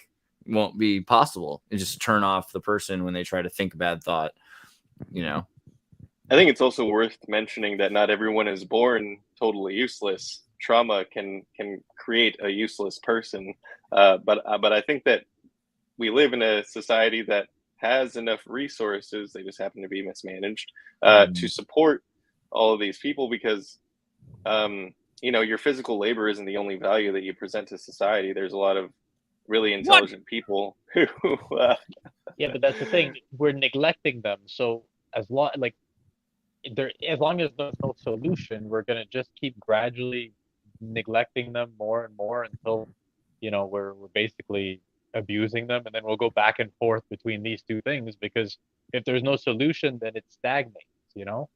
like So- the dying plant paradox, of course. It's like, do you take care of the plant that's dying in your house? Do you just replace it every time it dies, or do you just like Are adjust you your getting behavior paid so your to take plant care of doesn't somebody die? else's plant? And is this an orchid? Because if you're paid to take care of someone else's plant, It then creates jobs. it's Creates jobs. it's creating jobs. And so that's another question: is are we going to destroy all the jobs of people that take care of developmentally disabled? No, Which, we've you know, already. Also, where's the limit there? Because at a certain Yeah, point, but they just say you're at under that point- 3-digit IQ. Goodbye. At that point, those people will be more useful as nurses and stuff, because they'll be freed up and it'll declog the medical system, you know?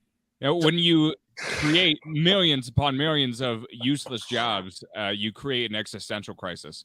And that's what we're seeing right now. And I think that's the biggest contributor to the opioid epidemic, is really just the existential crisis that we have, because we have such meaningless bullshit like permeating a Western society as a whole.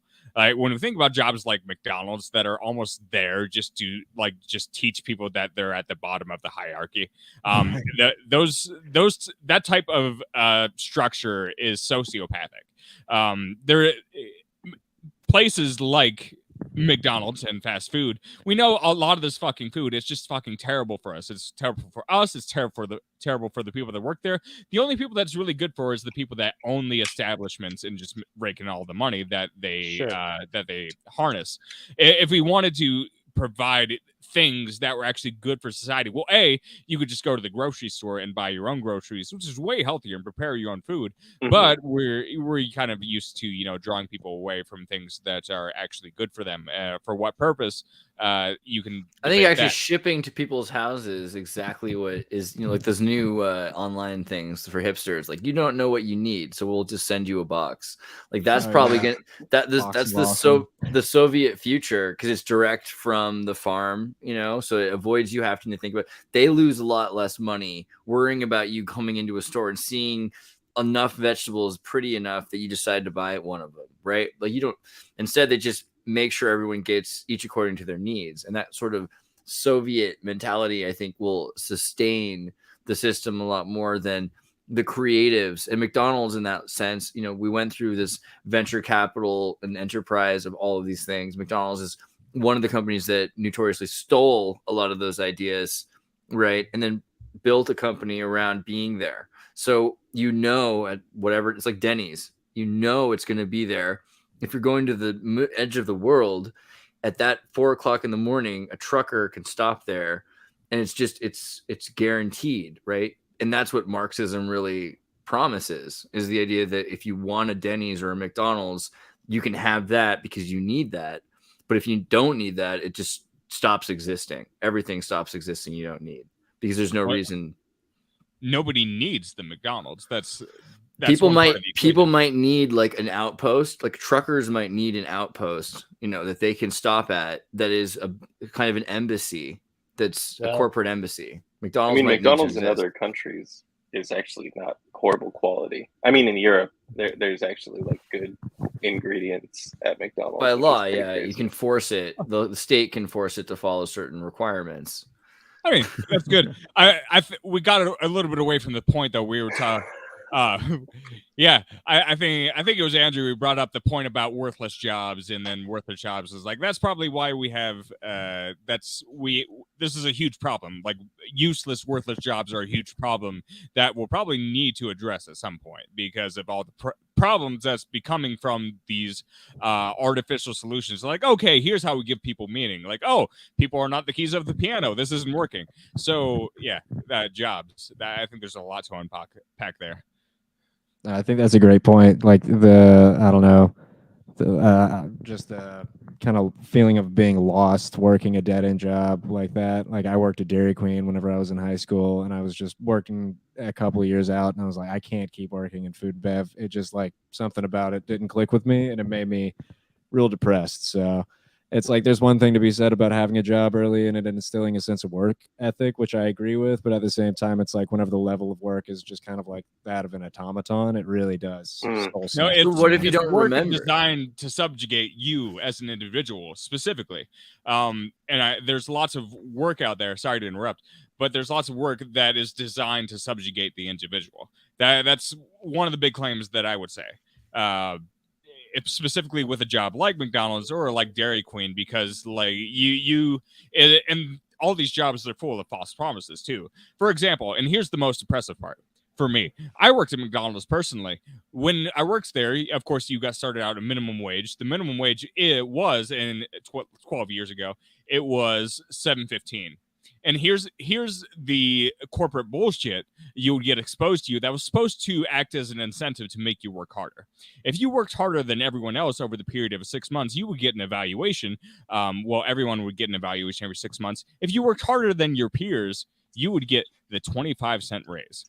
You would get the 25-cent raise, and the people below you, they would get the 15-cent raise, or they cared enough to differentiate it into levels. There was the 25-cent raise, there was the 15-cent raise, and there was a 5-cent difference between the 15-cent raise and the 10-cent raise, and then there was nothing. And I don't even have to explain how stupid and how that it makes you feel retarded. It makes you feel literally retarded that they would even differentiate between 15 cents and 10 cents. There should be so much more about your job that is more relevant to your life, and the pay should be so much more relevant to begin with that shouldn't make a fucking difference. But they even got the perception in their brain that somehow will make a difference in their staff's lifestyle. Like, psychologically, enough people will care. Like they believe that, but like if that's true, then people are just really, really that stupid. And if people are really that stupid, then maybe evil people might be right. I don't think they do believe it. It's just psychological tricks. Anyways. Yeah, I know, but that's been the conundrum. I just wanted to really quickly say also because of the Neuralink thing, because if you get to the point where your job doesn't matter because you've automated McDonald's, then Neuralink also becomes useful because you could just be a processing facility for 9 to 5. Like they just turn your brain on to run a bunch of algorithms and do a bunch of math. You don't even have to remember it. And you're getting paid just to be plugged into the system. And that's a drone task. And that's probably the kind of job that would be the most useful in the future, right? Just using your mind in the big network. So just control, like using your brain as a processor. I mean, this is coming right now because this last week they finally approved the FDA Neuralink chip. That was in the original script of The Matrix, by the way. That's what they were supposed to turn us into, as opposed to batteries. Not batteries, mind farm. Yeah. It's also in Battleland. So I think that would be also, and you have to wonder then, I think there's a show called Severance or something where your brain is cut and you don't remember what's going on while you're at work. And maybe there's another side to your reality. That might be part of the thing. You don't want to know what you're doing for pay, and so part of the time of your life you're trading in exchange for being, and they can guarantee that they'll get a certain amount of work out of you because it's literally just processing. Well, we're probably going to be using Neuralink to control robots, like factory robots that are surrogates for us. So we'll just be controlling them either through VR or through direct Neuralink. Until they learn to control us. Pretty much, but for now it's gonna be human symbiosis first, and then it's eventually gonna be total AI. But I see the idea that humans being used so that they can learn how to process emotions and they can use them to eventually simulate how emotions work. But in the process they'll have people do jobs, right? There's this movie Sleep Dealer about a guy who is in Mexico and they blow up his village for collecting rainwater. So he ends up in Mexico City working in the not too distant future, washing windows in Dubai over a VR system. But it turns out they're actually just extracting his dream tryptamines or something. What a brilliant business model. Yeah, right? That's what's coming, I think. Let's see. Nihilism, on- types of nihilism. So nihilism might not be wrong, right? So just the idea that everything is coming from nothing and going into nothing, and that we have no idea, and that everything we thought was true is probably wrong. I mean, a lot of that seems pretty close to accurate, right? Maybe the idea that there's no intrinsic meaning or value might be a hard one. What do you think about that? My experience, it does not agree with these things. You know, I have a favorite minute of the day, a favorite flavor of ice cream. These things, in and of themselves, What's your give favorite minute of the meaning. day? 12:34. Yeah, that's pretty cool. It's a good I like 422. It's weird. Like I'll just know when it's happening. It's pretty nice. 11:11's nice, or 1:11's nice. Mhm. But yeah, 12:34. I'll look for it next time, and I'll think of you. It's a good time. Why you like that time so much? Just because it looks cool? It's sequential. Yeah. Yeah, it just looks neat. Yeah. So I mean, having care for things, that might be part of that differentiation between life and AI. Like when you're saying, "Oh, this sounds good," or "That looks good." I mean, the beauty, being able to recognize the beauty in everything, right? I mean, that seems pretty outside of nihilism. Or is nihilism is it compliant with beauty? I think meaning is innate, and nihilism is a cultural construct. Like nihilism is just another branch of meaning that we've generated as a result of our existence within a flawed structure. But in nature, there just isness. You're not a nihilist when you're living in nature. You're just Yeah, I think it took our prefrontal cortex to even create nihilism, but the I think it probably took an alcohol damaged brain, probably. I didn't say it was right. I just said it might not be evil or Yeah. something. But yeah. Hopefully I'm correct with Nietzsche's perspective, what he was talking about when he was I think he was warning people about nihilism. I think it was very clear that he was warning people. I don't necessarily believe this is the correct moral take on the world, but this is what's coming. And he was very correct about what was coming. And it's not like nihilism like fought a great battle and like, oh, we defeated the Nazis, now nihilism's dead. That I think that's kind of a gross misinterpretation of history. Nihilism still pervades the West, and I think we don't talk enough about how much nihilism currently damages our society. Earlier we talked about death and our preparation for death a little bit, and it could be said that nihilism is actually deeply rooted in our lack of preparedness for death. So just the expectation that I think you could root a lot of different beliefs. You could point to the root of those things is actually nihilism. Like say belief that nothing, no worldly activity is necessarily worth our time, because when we die, nothing really happens, right? Science has said, our brains just shuts off, and that, we just die, nothing, we won't have any sort of eternal punishment or eternal reward. It doesn't fucking matter. So that could, be a prerequisite to engage in hedonistic behaviors as well. And I think that actually has played out in the West. We live in a very hedonistic society because we don't have that expectation of anything having any sort of meaning, especially in the afterlife. So, and those are very grossly wrong things. And it takes a long time to actually converse with people and try to convince a lot of people like, hey, we've had very bad assumptions about our wiring and our cultural assumptions and our cultural indoctrination. Okay, so with cultural assumptions, why is hedonism a bad thing? Why are we culturally assuming that hedonism is a bad thing?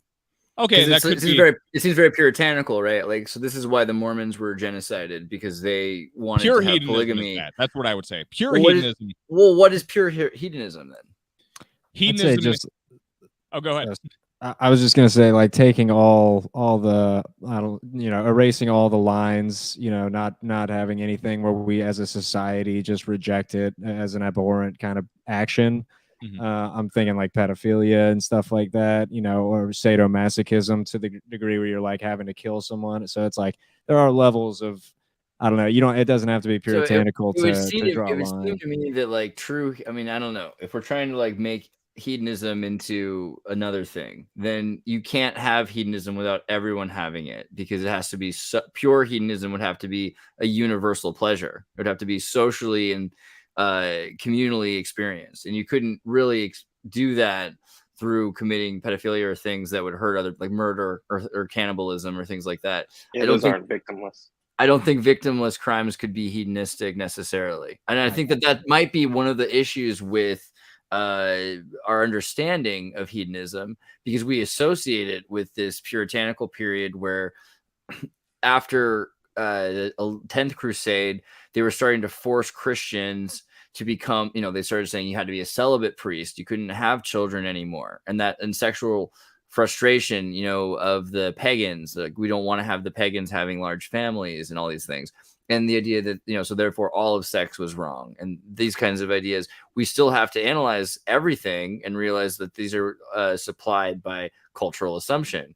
And hedonism might not be the idea that people experience pleasure itself. I mean, this is something that was considered wrong and sinful by most Christian society 400 years ago. To be a Puritan, to be a Calvinist, to be a Mennonite. Well, I think we can see the danger. Admittedly. Sorry, go ahead, Kurt. Oh, wait, Kurt looks like he's like frisking his cat and ready to fight. Go for it. Here real quick.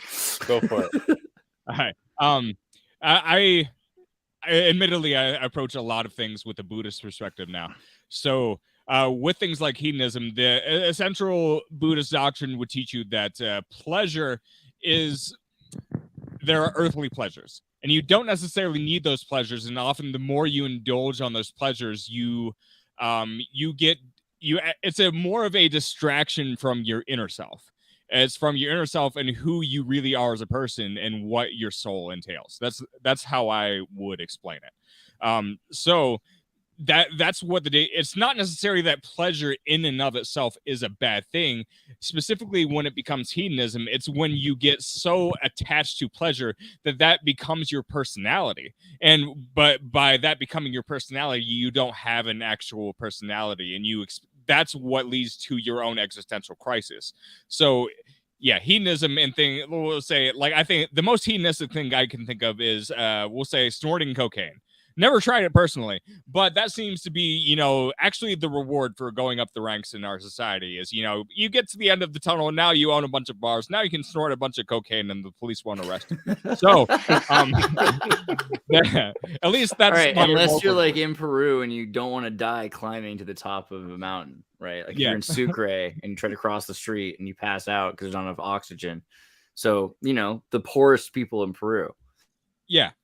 But it can be easy and very tempting to fall under the delusion that you actually need those pleasures, when in actual reality you don't need those pleasures at all. All you need to do is discover who you are as a person, and which is a lifetime phenomenon. It's a lifetime event, and you can actually take a lot of natural pleasure in chasing, I guess, that discovery.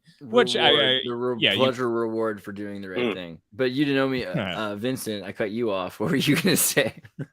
Oh, well, you can see the ravages of hedonism and addiction. Like we know what overindulgence does neurologically and chemically, and so it becomes self-evident if you've ever seen a junkie what that problem actually entails, because hedonism is like a form of worship of the pleasure idol, and when you worship pleasure, it becomes like an all-consuming thing in your life and you can't function without it. And so hedonism, I think, you have to have a balance to it. You can't have an overly hedonistic or decadent society, or else obviously it's going to go too far, because there is very much a slippery slope for a lot of things. And it's not to say that we shouldn't do things, it's that we should be careful where we're stepping, instead of just like, the moment we open a door, we seem to just like open a floodgate and try to get everything as fast as possible done. And it's not how things actually happen, Nietzsche defined decadence as a form of decay. That was one of the more interesting things I came across when I didn't do a lot of reading of Nietzsche, but that's he has a very interesting writing style. But decadence, and he basically just had a whole section on decadence. He's like, yeah, this is bullshit. You should hate rich people. Decadence is just awful. I think that's a big problem. Oh, go ahead. I put reading Nietzsche off for the longest time, and then like because I associated him so strongly with nihilism, and I just like you know, I don't know, inherently kind of don't resonate with nihilism, and so I don't know. But whenever I finally did read some of it, I was surprised to see that he wasn't, you know, as actually nihilistic as people like to paint him as. Right. No, Yeah. he's a genius. Yeah, it was. I really enjoyed it. I read the Zarathustra. Cool. I think one of the problems with looking at so we're trying to design a correct mode of thinking, and then that also reminds me of kind of the elite having, even if you're thinking about the genes, right? So earlier you're saying, well, we'll correct genes. What does that mean? Because is it so that people can be better workers, or is it so that people can be better leaders, or, you know, what do they really want in their decision making? It might be because of ornate beauty. They think, oh, this person might be more fragile, but it looks prettier, like these certain flowers. And I think that's a big problem that we start to see emerge in the decision making. And that also goes beyond gene to neural criminology. When we talk about the neural link involved with how we'll replace crime with good thought, because what are we saying? Like, do we think that's a good, is that really that evil to make it impossible for people to commit crimes that people have decided they shouldn't be allowed to commit? I mean, literally, install a chip in everyone's head, pedophilia goes away, right? Yeah, the pursuit of pleasure thing, I think, is the issue, not the pleasure itself, and also just the. If you derive enjoyment from doing things that clearly harm people, then yeah, that's an issue. So it's like, we don't want to suck the joy out of like a job per se, because we want people to find something pleasurable in what they're doing, as long as it doesn't become a distraction. Because, you know, like we were saying before, it's not the pleasure itself that is the problem. It's like, you know, the pursuit of it. It's our desire of something sort of like takes us further away from peace. So it's like, yeah, a sunset is beautiful, and you can find pleasure in watching a sunset, but if, you know, you are chasing sunsets, like, that's going to ruin your fucking life, right? So I don't know, yeah, the people whose brains are totally broken and they find pleasure in hurting people, how do we mitigate that? How it's the whole killing baby Hitler thing, you know? If we know that someone is predisposed to being a sociopath or a psychopath, or has these tendencies, we make do we kill the satellite baby? prisons. We make satellite prisons and study them. It's prison states. Okay, so that's this planet, orbiting prisons over the planet. We can't let them be on Earth. Not Australia? Ah, darn it. Space Australia. Space Australia? Space Australia. I'll make well, that Australia show. doesn't even exist anyways, you know. Right. How they're upside down. I don't know how they get away with that. It's crazy. just Ireland. Come on. Yeah. Space kangaroos. Gosh. I mean, that's a real thing, though. Like, we'll get to a point really quickly where they're going to start to, I mean, we've seen the videos where they're saying we can isolate in people the gene that makes them more likely to be fanatical in whatever religion, and that's connected with this or that, you know, maybe with being objecting to what the state secularly is trying to enforce. They're less likely to adjust or to flex with the system changing. And other people, there's, oh, these people are all likely to just, you know, go with the flow, right? It looks like they're very healthy people. And I think that it's a dangerous, you're putting that in the hands of the WHO to decide what is healthy. And they're saying health is social health includes having a job in society, you know, having work in society, right? So immediately who are we trying to please, you know? And Andrew, you brought that up as well. Who are we trying to please? That's because people pleasing, that's a recipe for self-destruction. You know, maybe they're trying to make like gods or something. I mean, they're trying to transform humans into something somewhere down the line, and maybe that's the whole process. Like right now, we're suffering a lot in that process, but eventually, perhaps we'll be space travelers and we'll have a new frontier to explore. Because right now we're out of frontiers. We have technological frontiers, and, you know, the scientific frontiers, but when it comes to actual exploration, you know, we've done most of the planet, and most people can't have access to most of it. So, you know, give individual spaceships and be like, hey man, go catch them all. That's what we trained you for since you were fucking 7 years old with Pokemon. Go collect some species and bring them back to Earth. It just seems like I don't obvious that. Oh, good. Oh, I just was gonna say I don't think Gaia can protect us on other planets. I don't know. Yeah, there's like an Earth Gaia. god, but it's like it's just bound to I'll this. go. I'll opt for Thundera. I'm pretty sure. Out of Oh, the yeah. jurisdiction. Great. No, there's gonna be some weird stuff that happens for sure. Yeah. It's a new frontier. It's literally another dimension of reality that we're exploring. We're reaching a macro, and with that, that's going to come with a lot of new experiences that we're not ready for. So, You may not even have to travel that far to get to the other dimensions. You know, bro, I'm sure there's so I'm sure much empty space in the matter. people could go to the moon and be like, oh shit, turns out there's like creatures here or something. You know, we don't know. Or do we? Sky Wizard became a zombie carpenter in order to save us from a magic apple curse. Yeah. Is that a haiku? It's a good myth. A Sky Wizard it's became no, but I like the thought. I mean, so wait, just a second It did. ago.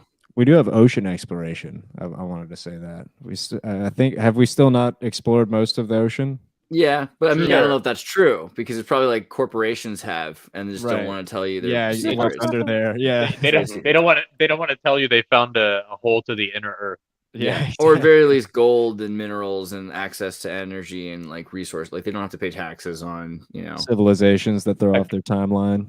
Yeah, and Atlantis down there where all the rich live, you know. I mean, and obviously the South Pacific, you can't go to a lot of the South Pacific because the U.S. Navy controls it, and they say that there's nuclear testing has happened. It's still dangerous to be in certain places. I think a lot could be said about the South Pacific for sure.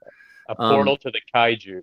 But as the world is getting bigger, and so we're at 8, and we're about to hit 11, I think, in the next generation or two. So by 2078, they're saying like 11 billion people. But there's less value to jobs that humans can do. So there'll be, and there's more and more people. So it just kind of, there's less value to people. You can get more people to do the thing. You can always just pay less. And that will, I mean, there'll be more and more interesting jobs in the sense of human evolution, like you're saying, like trying to figure out how they can use humans to become the thing that they want, either workers, slaves, but it also means we're more expendable because it's sink or swim, either evolve, fly, or fall out of the nest. That's nature. But we're in a transition between the old age and the new age. So, you know, it'll take a few generations before we can actually tell, because we're probably the first generation to have grown up with the internet, and that alone is a massive change compared to the early 1900s. And that's what we're transitioning out of, the old, you know, do it yourself in your garage, you know, work your ass off until you die, smoke yourself to death, and have 24 kids, never be home.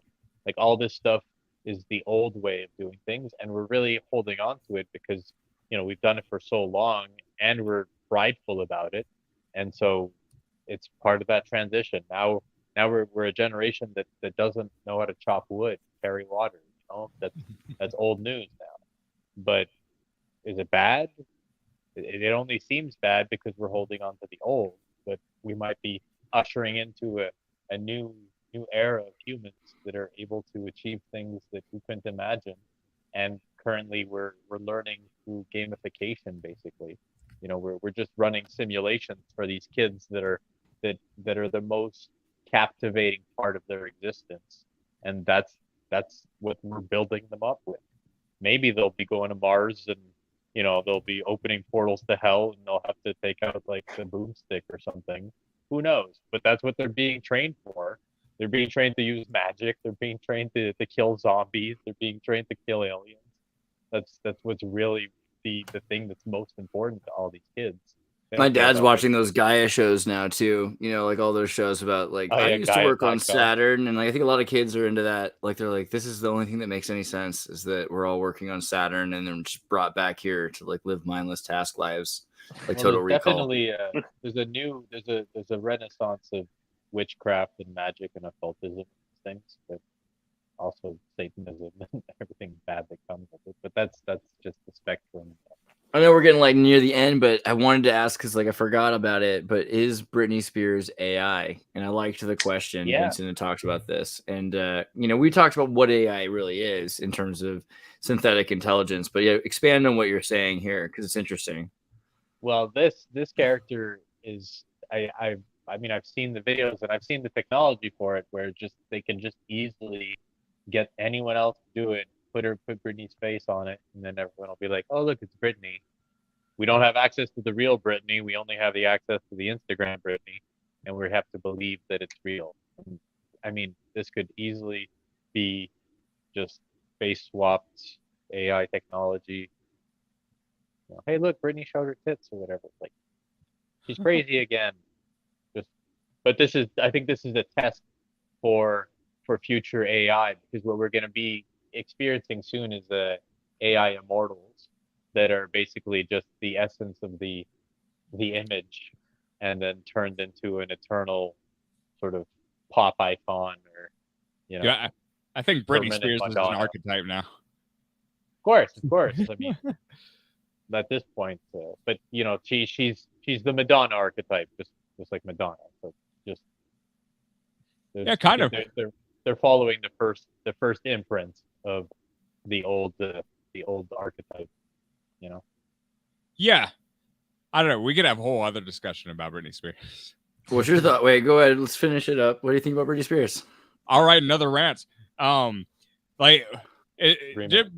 Britney would be differentiated from Madonna, in my opinion. All these pop stars, they do follow a sort of archetype in the West, but Britney was specifically that type of, you know, schoolgirl that was designed to, I guess, have sex appeal.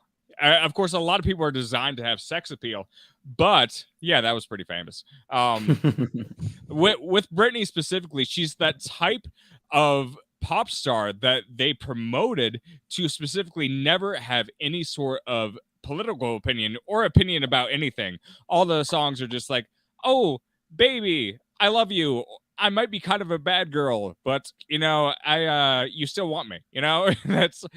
That's a pretty good summary, and even though it sounds laughably stupid, I think most people would agree. Like, yeah, that's the gist of what she's got going on. So some of the stuff though, it's like that song. They said the hookup seemed like it was about her being date raped, like dragged around like a rag doll while she was drugged. I don't know if you heard it, but she's like, I mean, she was one of the first to go from she like write the Mickey lyrics? Mouse Club child star to, you know, sexualized teenager into, you know what I mean? She kind of was one of the first ones to go from was a famous kid to now like sexy famous adult singer. Yeah. In that way, she definitely became a template, because a lot of people followed that template after of like the Disney Club and becoming. And then there's the whole thing with her sister and she's the first Hannah Montana. Yeah, Do you exactly. remember the South Park episode where they sacrifice Britney Spears?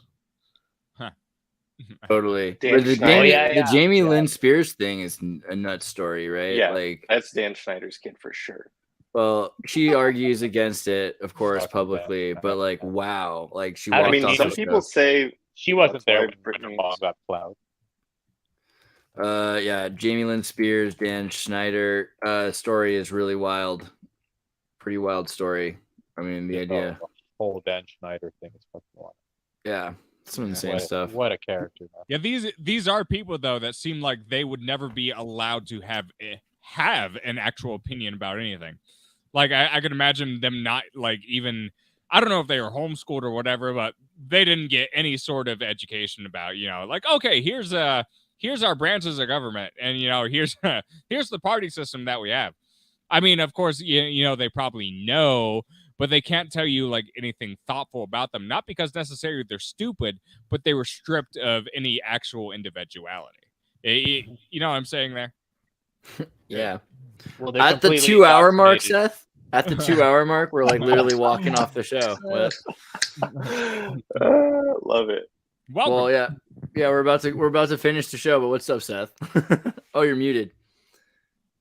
Oh man, I can't hear you. Your mic is muted. Oh, he disappeared. He's like, ah. That's pretty funny. I love that he came on. I'm gonna plug him anyway, just for that. Does anybody have any plugs they want me to share? I'm gonna go to Bat Monkey Customs and show Andrew Vega's new van project he's working on and welding table giveaway. Look at that. That's pretty big.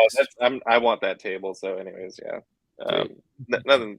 Or check out that other the van right before that. I actually converted that one. Yeah, the middle one. Oh wow! Look at that. Yeah, I did all that. That's super sweet. Yeah, check out Bat Monkey Customs and get in touch with Andrew Vega. Pretty interesting guy. Does some cool stuff. Look at this. Look at this guy. Isn't it amazing? Doesn't it make you just want to like backpack on a motorcycle across Vietnam? Like, yeah, it's a good feeling. Kent, you want to have a link to something? Oh, sure. Yeah, I got my YouTube page. I'm posting fingerstyle guitar covers right now. I do have original content. I haven't recorded anything since 2020. So if you want to check out my EP that I put out then, it's called Yes Anderson. And I actually got to give a shout out to you, Xirtus, because you inspired me to dress up like the Pope and dance in front of a green screen. Oh, sweet. For one of those music videos. So yeah. Right here somewhere. Oh, this one? Next one. It's the answers. Sorry. It should be at the bottom, maybe. You don't have to worry about it. But it's the answers music video if you guys want to check it out. Stay here.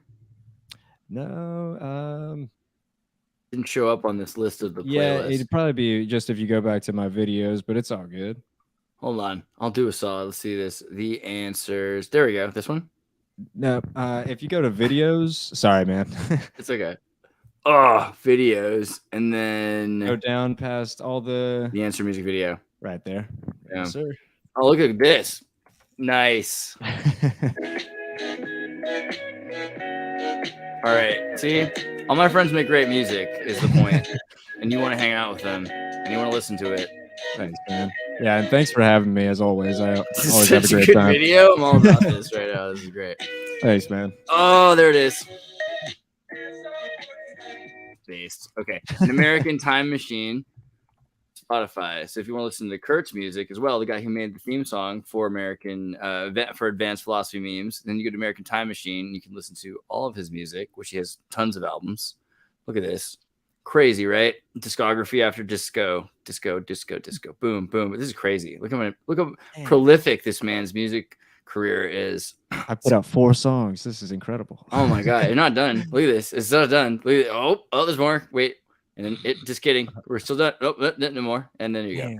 That's awesome. Yeah, that's amazing. So just yeah, you're gonna want to listen to Kurt's music. It's pretty based. Gotta follow you on Spotify. Musical spam. Follow Kurt on Spotify. Follow American Time Machine. And then let's go to Eudaimonia. Vincent, what's your channel's name again?